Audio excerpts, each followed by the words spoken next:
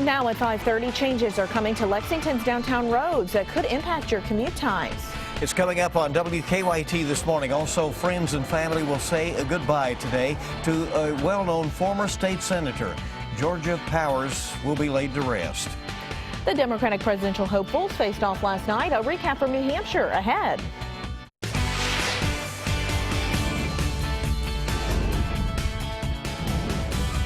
This is WKYT This Morning. Good morning to you and welcome in. It's great to have you with us here on this Friday. We're headed for the weekend, which has a lot of things going on. A little ball game or two to watch for one thing. I'm Rebecca Smith. Welcome in. You know, it's the Super Bowl, obviously, so a lot of people excited about that. The Carolina Panthers and the Denver Broncos. Yeah. I'm going to be pulling for the Broncos personally. Okay, you got that on the record. And then it is Kentucky and Florida tomorrow. I'll be for Kentucky in that game. Oh, really? Let's check in with Micah now. See where he stands here on a Friday morning. You know, I'll go with both of those teams, okay? I'm just going to go ahead and just, go with you guys. There's First Alert Defender Radar Network. Here's the deal. Big high-pressure system. That's keeping us clear. And when you have clear skies, you're going to be looking at some very chilly conditions. That's what we're seeing this morning, 21 degrees there in Danville. It's a cold start anywhere you look. I could sit here and name off all these cities, but everybody in the 20s. Once we approach the afternoon, a lot of sunshine. That'll help us out big time. 42 by the afternoon, and we'll start off in the 20s tomorrow, but we rebound nicely tomorrow as well. The next 3 days look great, and they'll feel pretty good too, but then we hit Monday, Tuesday, Wednesday, Thursday, maybe even Friday. We have snow chances, multiple snow chances next week. I'm going to talk about how much you can expect and when coming up. Yeah, sounds like it's back as far as winter. Thank you, Micah. Well, driving through portions of downtown Lexington about to get a little bit slower. Now, according to our news partners at the Herald Leader this morning, the Urban County Council has approved reducing speed limits on several streets from 35 miles an hour down to 25. WKYT's Mark Barber is joining us from downtown Lexington with a look at the cost of those changes and what's ahead. Good morning, Bill. The speed limits on some of the busiest streets like Main here, Vine, and Broadway, those aren't going to change because they're run by the state. But according to our partners at the Herald Leader, more than a dozen other downtown streets, many of them very busy as well, they will be dropping their speed limits from 35 miles per hour to 25 miles per hour in just a few months. Now, the Urban County Council, they voted unanimously last night to reduce the speed limit because they want to make downtown more pedestrian friendly. The council started talking about reducing the speed limit after a number of pedestrians were hit by cars downtown in 2014. Many of the streets that are now slowing their speed limits, they're lined with restaurants and shops. Just to name a few, 3rd Street, Upper, Limestone, and Jefferson, they are all knocking 10 miles off the speed limit. The city's decision to change the speed limit is also receiving a nod from the University of Kentucky this morning. They have agreed to lower speed limits on University Drive as well as their other downtown streets. Now, the question for many taxpayers, how much will it cost the city to reduce the speed limits and change about 158 of their speed limit signs? According to the Herald Leader, that will amount to about $6,000. Live in Lexington, Mark Barber, WKYT. All right, Mark, changes ahead. Thank you. It was a mystery at first, but Estill County health officials now think they know what is causing several people to become sick there. The Estill County Health Department says they are investigating a possible salmonella outbreak in the community. The investigation comes after dozens of people report being sick in recent weeks. Officials say the viral sickness has sent at least 3 people to the hospital, and they fear that that number may rise. Now, we spoke with a new business owner in Irvin about the outbreak. He is hoping the ongoing illness doesn't keep people from coming to downtown. Anything that causes a bad talk can hurt a business, and it's a new business and everything hurts. Estill County health officials say they are now working with the state public health department to figure out where the outbreak started and just how big it may be. Health officials say most cases of the illness have usually lasted between 4 and 7 days. Friends and family will say their final goodbyes as a former Kentucky state senator and civil rights icon will be laid to rest today. Funeral services for Georgia Powers will be held in Louisville. She passed away Saturday at the age of 92. Powers was the first woman and African-American elected to the state Senate. She also played a key role in Kentucky's civil rights movement. Her funeral will be later this morning at 11 at St. Stephen Church in Louisville. She will be buried at Cave Hill Cemetery, also in Louisville. One of the biggest fires in Lexington's history destroyed the Bluegrass Stockyards last Saturday. Of course, investigators still looking for the cause of this, what, led up to all this, and the city wants to show appreciation right now for the hundreds of firefighters who battled that massive fire, and to do so, Mayor Jim Gray has declared today Firefighter Appreciation Day. WKYT's Michelle Chamberlain joining us with how we can participate. Like you said, Mayor Gray has declared today Firefighter Appreciation Day, and he asked that everyone out there wear red. Wear red to show your appreciation for the men and women who fight so hard to keep us safe and to put out the fires like the ones last weekend at the Stockyards. Mayor Gray says this is a terrific opportunity for our community to pause and take a moment to express our sincere thanks to the brave men and women of the Lexington Fire Department, end quote. Lexington firefighters showed their appreciation last Saturday as they worked hard to control the fire at the Bluegrass Stockyards. Investigators are still trying to pinpoint the cause of that fire and ask if you have any pictures or videos of the area to please email them at arsontips@lexingtonky.gov. Now, several businesses were lost in the fire, including Leak Eliminators. But the owners would like to thank those who risked their lives by having a pizza lunch today from noon until 2 for those brave women and men. Now, if you would like to show your appreciation, you can stop by any local fire department and just say thank you. You can also, if you're on Twitter, you can tweet the hashtag #LexFire and show your appreciation by tweeting out kind messages, and also remember to wear your red. Live in Lexington, Michelle Chamberlain, WKYT. Thank you, Michelle. A fundraiser has been started to help a Lexington first responder who is fighting for his life. Firefighter Matt Logsden is a 10-year veteran of the Lexington Fire Department. Earlier this week, he was diagnosed with stage 4 cancer in his liver, lungs, and bones. Logsden will soon be heading to Chicago for treatment. His fellow firefighters and friends are now raising money to help Logsden and his family pay for the treatment. We spend a lot of time together. And I mean, it's so much of a brotherhood. We started doing this earlier today, and a couple of the guys put it on Facebook and stuff and using social media to get it out there. After hearing the news, firefighters in Chicago have offered to help drive Logsden and his family around the city while he's being treated. Logsden's friends have started a GoFundMe page to raise money for the family, and we have a link to that page, by the way, at WKYT.com. Well, candidates who are running for president are embarking on a big weekend push to win over voters ahead of Tuesday's upcoming New Hampshire primary. Yeah, last night the Democrats, Hillary Clinton and Bernie Sanders, faced off in their 5th debate, tackling foreign policy, Wall Street, and progressive values. Weijia Zhang has the latest from Manchester, New Hampshire. The gloves came off last night as Hillary Clinton and Bernie Sanders faced each other one-on-one for the first time in a debate, sparring over progressive values. If we're going to get into labels, I don't think it was particularly progressive to vote against the Brady bill 5 times. I don't think it was progressive to vote to give gun makers and sellers immunity. And campaign finance reform. In my view, it is undermining American democracy, and it is allowing Congress to represent wealthy campaign contributors. Clinton is trailing the Vermont senator in New Hampshire. At a post-debate rally in Durham, the former Secretary of State said she won't give up. We're going to work as hard as we can between now and Tuesday. Republican presidential contenders also have their sights set on a win here in the Granite State, which holds the first-in-the-nation primary this Tuesday. Political experts say a win in New Hampshire is not indicative of how the rest of the country will vote, but it is important. It serves as a signal to party officials about sort of their first sense of what voters are going to do, sends a signal to potential donors about whether their money is being well invested or not. After a stronger than expected third-place finish in Iowa, Marco Rubio is now on Donald Trump's heels in New Hampshire, putting the Florida senator ahead of Ted Cruz.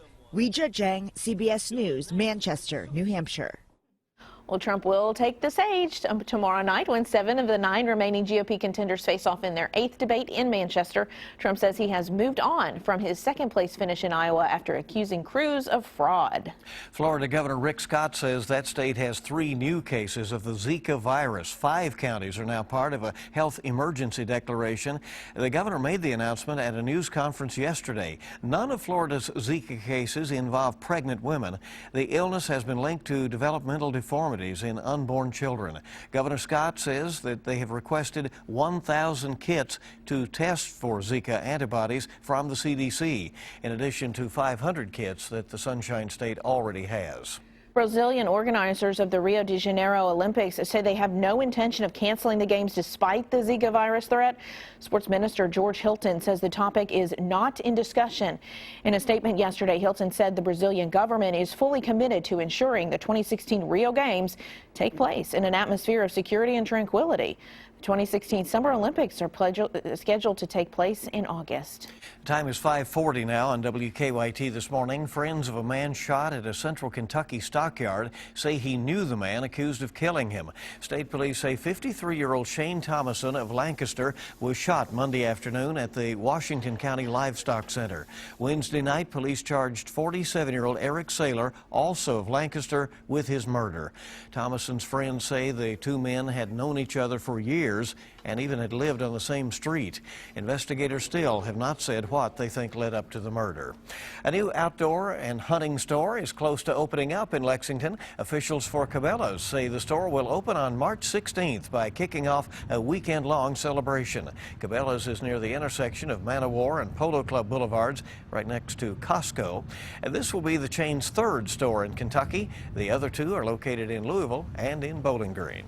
They're planning a big event coming up. Looks like fun. Time this morning is 5:41, and let's check live drive traffic bright and early. See what's going on as people get ready to head out this morning. Get it done one more time for the Friday, and then hopefully enjoy the Super Bowl weekend. Looks good there. Current traffic is normal in most of the region. No reports of any major problems. A couple of slowdowns as you see on some of the arterials coming into town this morning.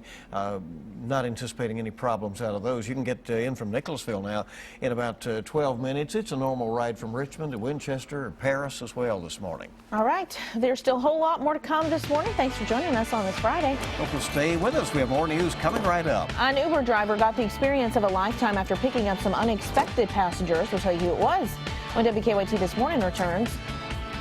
A lot of sunshine for today. We're kind of in between breaks in the clouds, and boy, do things look great today, tomorrow, Sunday, but Monday, it's a different story. I'll explain that in my forecast coming up next. Now, your hour-by-hour forecast with meteorologist Micah Harris. Looking across the region, holding on to those 20s this morning. It is a cold start to the day. Once we get into the afternoon and once that sun rises, right around 7:40, we have about 2 hours before the sun rises, you will see beautiful sunshine. I mean, it's going to be a gorgeous day. This is the way you want to finish off a work week. 22 degrees now in Lexington. Not only is it cold, but a little frost on the windshield. You'll have to either defrost, scrape that off. I had to do that coming into work. I can't say everybody will. Nice finish though as we head off towards your weekend. 40s later on today, so we'll jump about 20 degrees.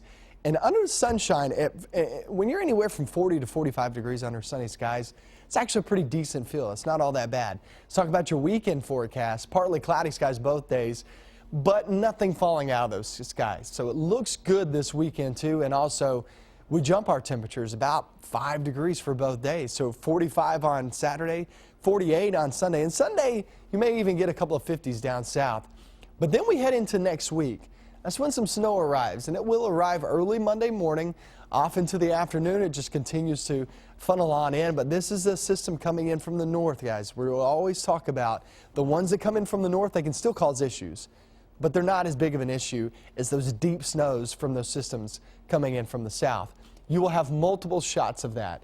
Monday, Tuesday, Wednesday, maybe even stretching it off into Thursday. Not only that, but throw the Arctic air in there, and you're talking about winter just breaking through and sticking around for quite some time. Watch this, okay? This is just a model forecast, but this is Monday all the way through Wednesday. I would say a good 1 to 3 inches of snow is expected, not for just one day. You're talking about all together, okay? So add that up, and that's not really that much snow, but it's just constant. It just doesn't really stop that much. I was looking at a few models earlier, and it was just from Monday morning through Wednesday afternoon, it was constant passing snow showers.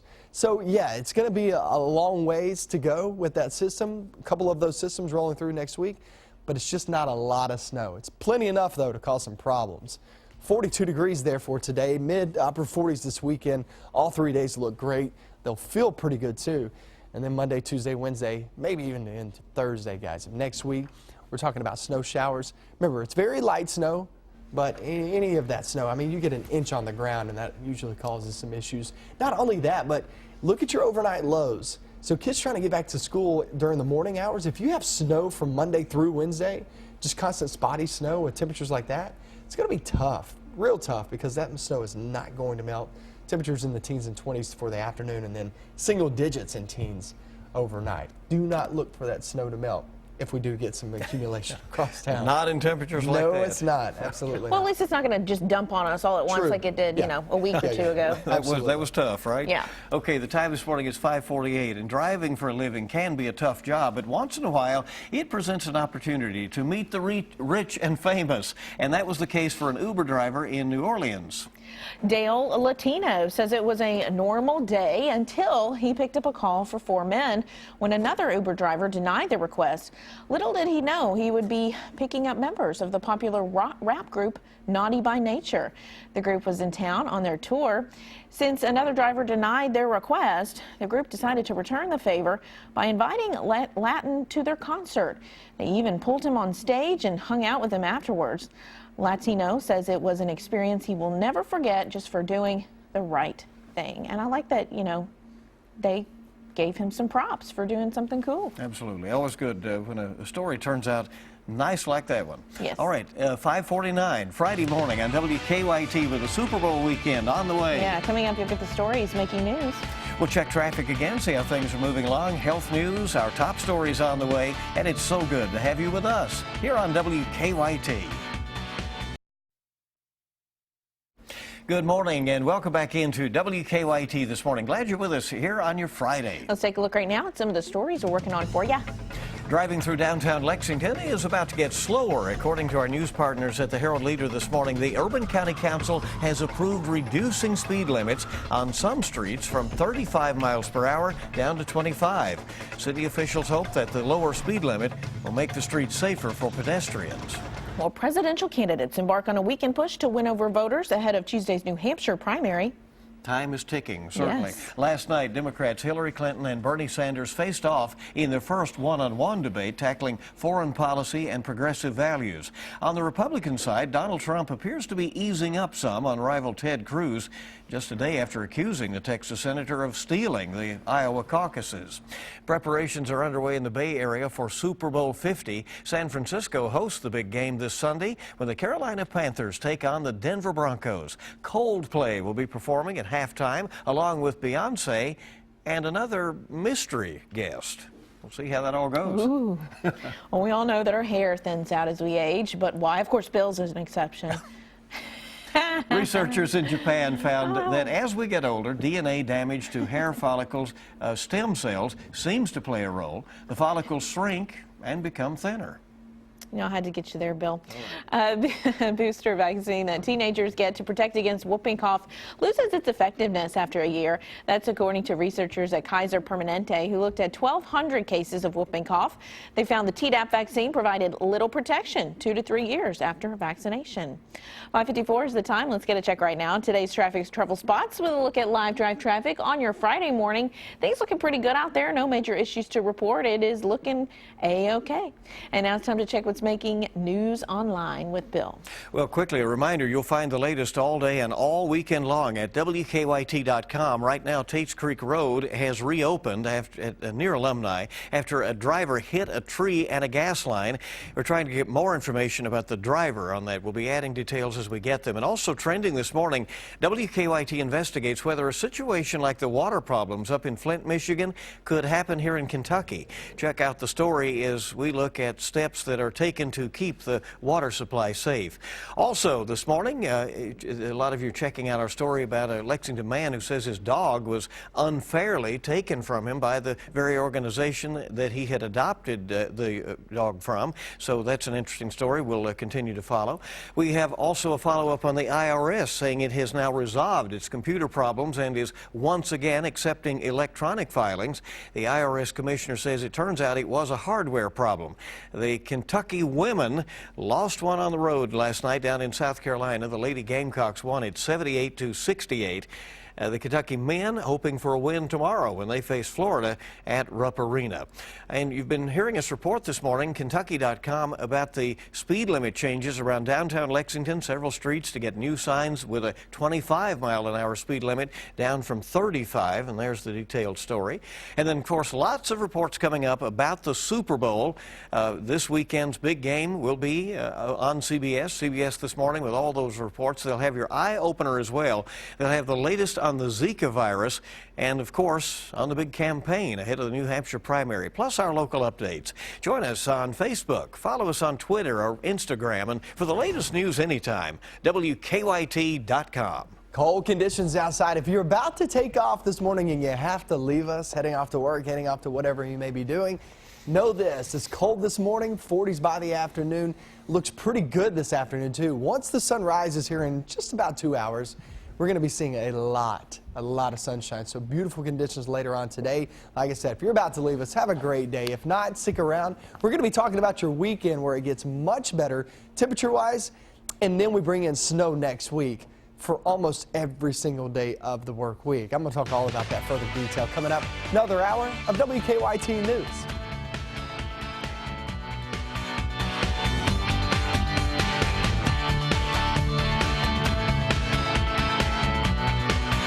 The night.